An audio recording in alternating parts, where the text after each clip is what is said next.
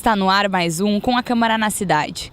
No programa de hoje nós vamos falar sobre a revitalização de monumentos históricos da capital.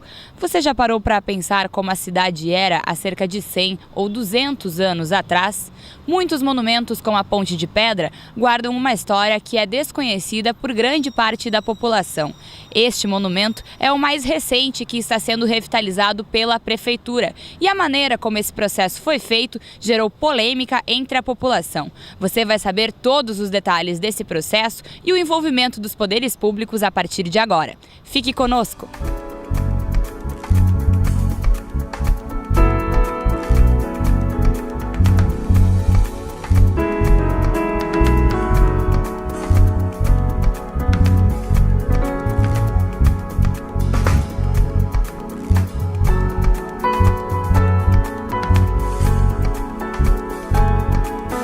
A principal política de preservação de imóveis e monumentos históricos no município se dá por meio de tombamentos ou inventários. A Secretaria da Prefeitura responsável por esse trabalho é a Pasta da Cultura. Atualmente, a capital conta com cerca de 4.000 imóveis inventariados e mais de 100 bens tombados. Nós temos na cidade de Porto Alegre, como no Brasil, um instrumento chamado tombamento, que é usado para os monumentos principais. E nós temos também uma lei que trata do inventário, que preserva mais o conjunto, a situação das paisagens urbanas dos bairros com elementos considerados importantes. Aí é uma quantidade muito maior.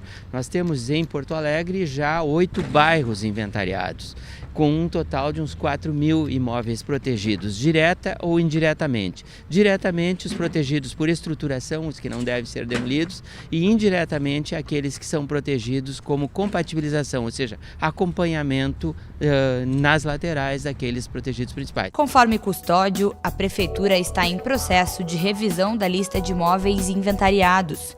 Dos mais de 100 bens tombados pelo município, 15 pertencem à Prefeitura, entre monumentos, grandes espaços públicos e construções. As obras de revitalização de bens patrimoniais podem ocorrer com recursos orçamentários próprios do Executivo Municipal, através de parcerias com os governos estadual e federal ou com o investimento de contrapartidas do setor privado. Eu junto, na minha atuação nesse assunto, eu junto algumas das minhas convicções da mudança do critério abusivo em que hoje se lista prédios como de interesse cultural do município, que nós esperamos estar resolvendo com uma regra que aprovamos há poucos dias aqui na Câmara, e, de outro lado, com a necessidade dos verdadeiros prédios históricos serem bem conservados pelo município.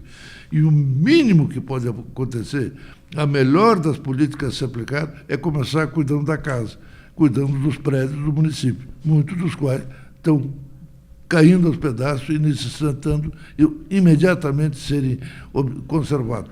Sendo que o melhor exemplo é o nosso Centro Municipal de Cultura, construído pelo prefeito Guilherme Soces Vilela há cerca de 40 anos atrás, e é muito dependente de uma boa reforma e carente de recursos para tanto. Do ponto de vista dos monumentos, não grandes edificações como o viaduto, a gente tem tido uma linha de vir a partir da cronologia, ou seja, começamos pelos mais antigos e vamos pelos mais novos, mas às vezes surgem oportunidades. Por exemplo, nesse momento, no projeto de recuperação da Orla, temos ali monumentos recentes do que são consequência das bienais do Mercosul e vão ser revitalizados. Mas nós começamos nosso trabalho revitalizando o primeiro monumento da cidade, que foi a fonte que estava na Praça da Matriz e que foi transferida para a Praça Dom Sebastião e há uns 2 anos transferida para o DEMAI.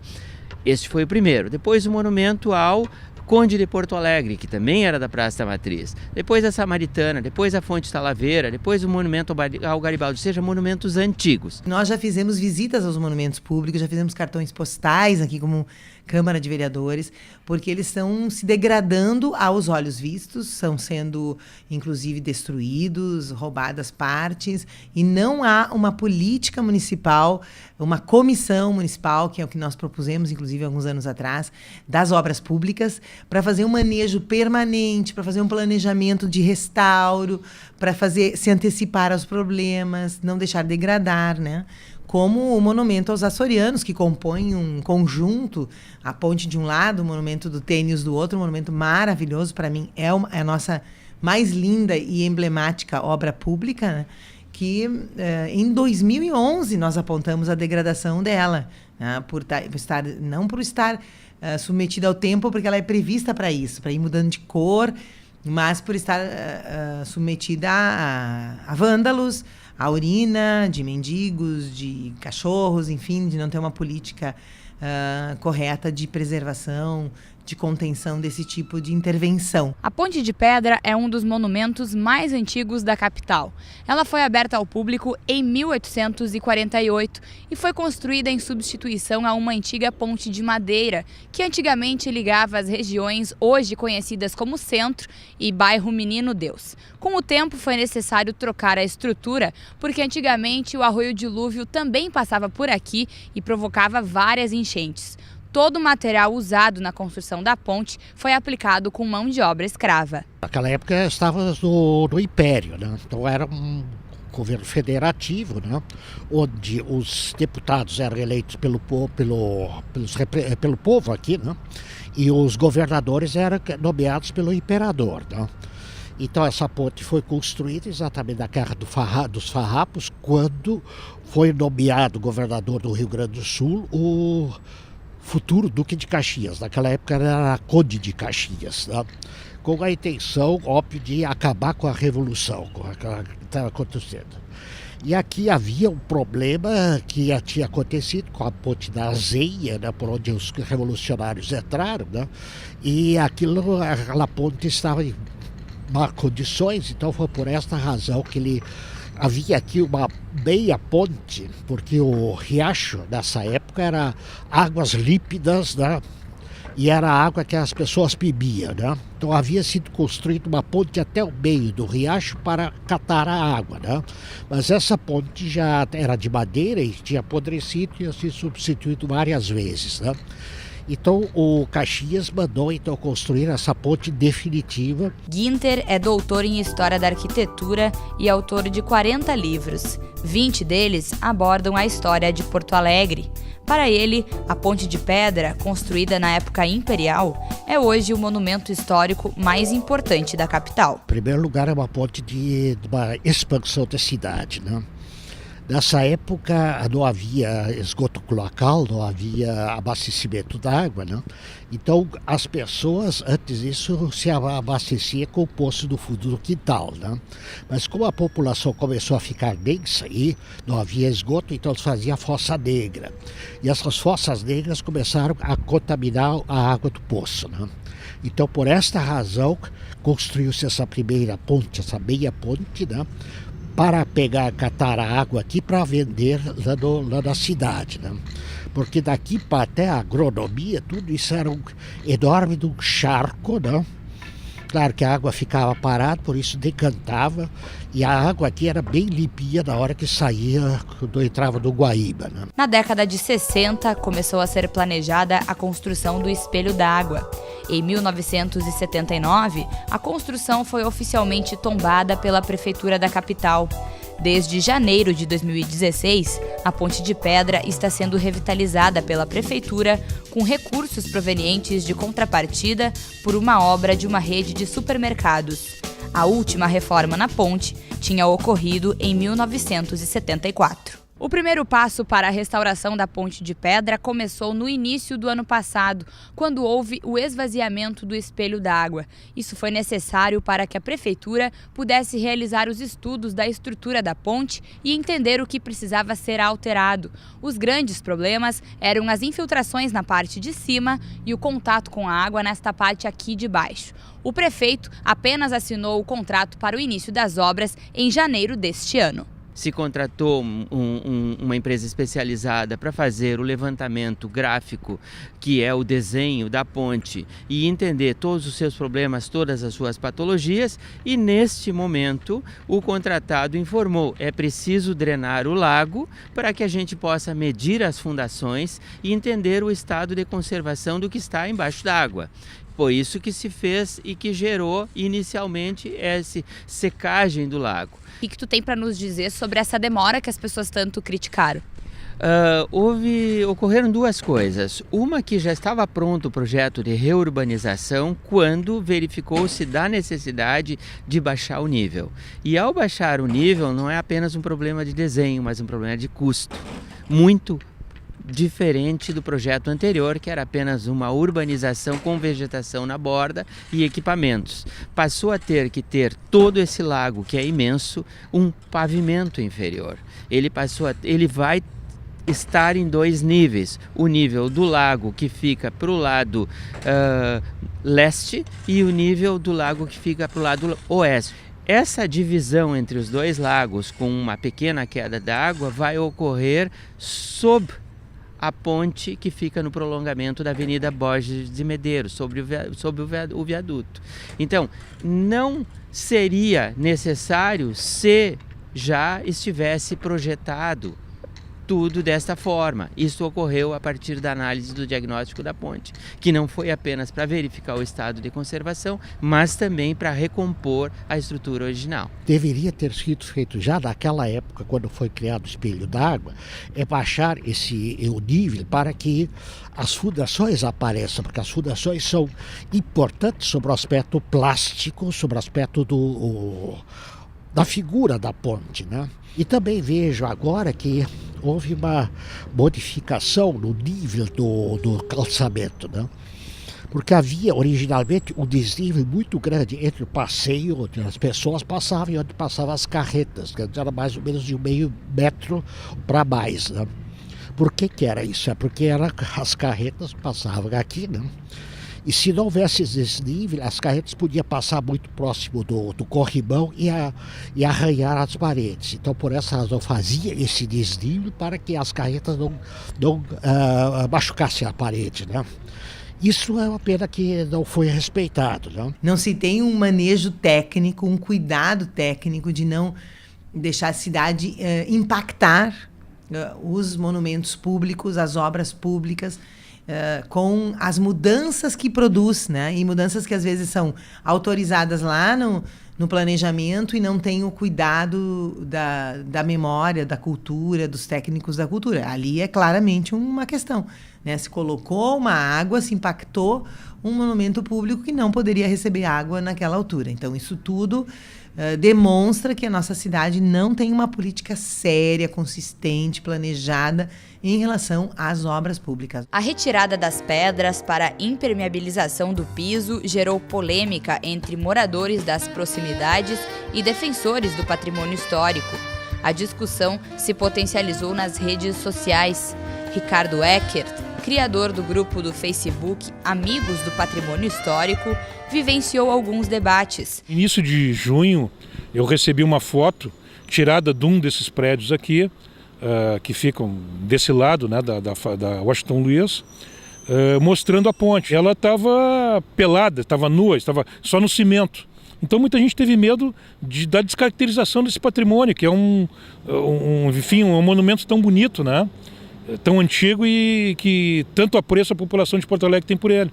Então a gente colocou isso lá no Grupo Eu Amo Porto Alegre, no Amigos do Patrimônio Histórico, e denunciou que talvez estivesse sendo mal feita essa restauração. Para ele, a principal crítica gira em torno da recolocação do material. Uma coisa é uma reforma, outra coisa é uma restauração. No dicionário, se alguém pegar, o que é restaurar? É tentar voltar às características originais que aquele prédio, ou monumento, ou obra já tiveram, né? Então, se tu arranca as pedras, tu tem que colocar elas no mesmo lugar que estavam antes, no local original, na mesma ordem. E a gente acha que até agora, por mais explicações que os técnicos deem, elas não vão ser colocadas e não estão sendo colocadas no local que estavam antes. Porque as pedras não foram numeradas, elas foram marcadas só a face que estava para cima, né? Então, na medida que tu não numera, tu não tem mais como colocar a pedra no local que estava originalmente. Então, por isso que a gente advoga que não é uma restauração. Mas o vice-presidente do Instituto dos Arquitetos do Brasil tem uma opinião diferente. Para Rafael Passos, o trabalho da prefeitura está correto, mas houve falta de diálogo com a população. É óbvio que inicialmente, a priori, a manutenção do original no máximo do possível é sempre o mais indicado. Mas também tu tem que fazer uma análise de como está essa pré-existência, esse original, né? Na verdade, ali tu tinha, no caso do calçamento, muitas intervenções pontuais, quer dizer, aquela coisa sai, cai, soltam algumas pedras, aí vai se substituindo por outras, e todas elas sem critério, né? Então, se tu pegar mesmo imagens aéreas anteriores ao início do restauro, tu vai ver que esse calçamento ele já não tinha talvez nem metade do calçamento original. O que nós observamos é que, depois disso, é que tecnicamente, né, o projeto parece atender todos os critérios internacionais, inclusive, sobre restauro, procurando preservar a estrutura, né, e restaurar a estrutura da ponte que estava sendo, de fato, estava sofrendo com a ação da chuva, com a ação da água, seja superior ou inferior, o nível do lago também estava influindo, e isso levou às decisões de projeto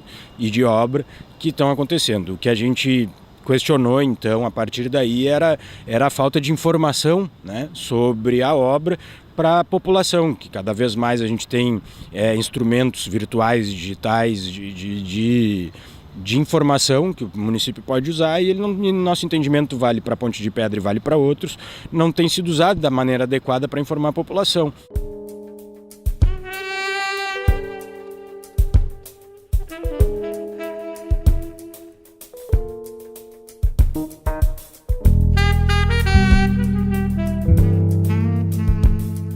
Na Câmara Municipal, o assunto não foi abordado diretamente. Na tribuna, durante sessão plenária, o vereador Adelicel, do Partido dos Trabalhadores, criticou o trabalho desenvolvido no restauro da ponte. O parlamentar sugeriu um pedido de comparecimento dos responsáveis pelo patrimônio histórico de Porto Alegre à casa. Conforme a colega de bancada, vereadora Sofia Cavedon, integrante da Comissão de Cultura, a SESI ainda não tratou do tema em 2016. E isso é um tema que devemos para a cidade, né? Enquanto comissão, nos debruçar, olhar todos os elementos que estão concorrendo para essa demora inexplicável para um conserto de um monumento tão diferenciado, né? O município não se organiza para ter uma parte de recurso para manutenção, para reparos, manutenção de obras públicas, de próprios públicos, de escolas, próprios públicos da cultura. Nós estamos falando de cultura, né? Nós estamos com o Teatro Túlio Piver fechado, absolutamente fechado, há mais de ano, porque chegou a cair o teto, né? Ser inseguro para os artistas. O nosso Teatro da República, né? Nós estamos com o Teatro Renascença e aqui no Centro Municipal de Cultura, sem PPCI, tendo que fazer reforma de energia elétrica, foi chovendo.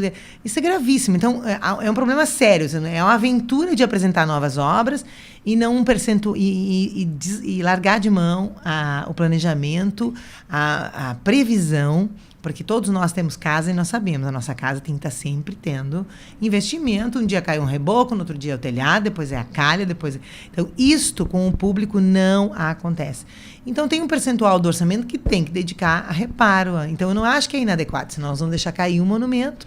Só que o problema é que não há previsão orçamentária para essas coisas. Acho que aqui, mais do que nunca, está caracterizada uma situação em que o excesso de cautela por parte da administração, as regras disciplinadoras das execuções do serviço, acabam criando um emaranhado burocrático que prejudica fortemente a realização das boas obras. Aí é o caso concreto. Ali, quando no primeiro momento que se viu que a dragagem tinha ocasionado os problemas que ocasionaram, já tinha que ser tomada uma providência imediata. Mas até que licite, até que escolha, até que contrate a Fundasolo para reexaminar toda... Correu um enorme tempo. E isso faz com que eu tenha que conviver com essa obra inacabada há cerca de 2 anos. Então, não há como a Comissão de Cultura deixar de participar desse assunto, na medida em que a Ponte de Pedra é indiscutivelmente um monumento histórico de Porto Alegre. Atualmente, a Prefeitura também atua na revitalização de outros 2 locais tombados pelo município, a Orla do Guaíba e o Mercado Público, atingido por um incêndio no ano de 2013.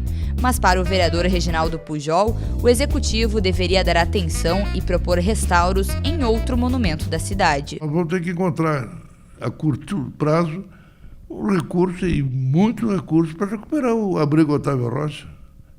Que é símbolo maior para Porto Alegre do que o abrigo. Não é porque eu esteja perto da minha casa, mas é um grande símbolo. Ora, isso aqui, quando foi construído esse viaduto, Otávio Rocha, era um fenômeno, uma das maiores obras que à época foi conhecida em toda a América do Sul. Hoje, olha, eu tenho a lamentar porque sou vizinho. Com frequência quase choro quando eu passo ali e vejo algumas coisas que estão acontecendo, ocupado por,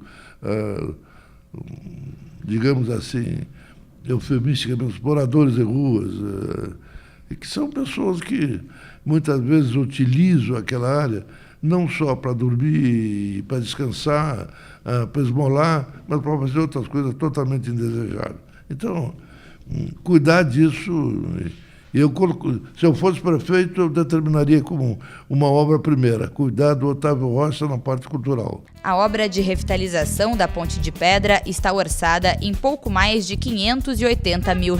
A reurbanização do Largo dos Açorianos, processo posterior, deve custar aos cofres públicos cerca de R$4 milhões, devido à necessidade de rebaixamento do lençol freático e do solo. O projeto inteiro está em fase final. Só que esse projeto inteiro integra a recuperação do largo. A recuperação do largo, ela compõe a ponte, o monumento aos açorianos, que é no outro lado da via, e a reurbanização. Por quê? Porque para deixar o nível da água bem mais baixo, 1,5 metro mais baixo do que o nível corrente, nós precisamos colocar uma reurbanização, porque os taludes laterais deverão ser rebaixados para que as pessoas não caiam, não é? E depois vai ser preciso que se coloquem bombas, porque no nível inferior a drenagem disso vai demandar bombas, porque o lago fica num nível bem mais baixo que o nível de drenagem do centro histórico, e fazer com que essa água saia cada vez que tenha entrada de água por chuva, é preciso ligar isso com o Guaíba, que é o escoadouro, por bombas. E a água, a partir de agora, ela vai ser também reutilizada. Não vai ser mais uma água corrente, mas uma água reutilizada. Em síntese, esse é o procedimento. Neste momento, a ESMAN concluiu o projeto de reurbanização e lançou uma licitação.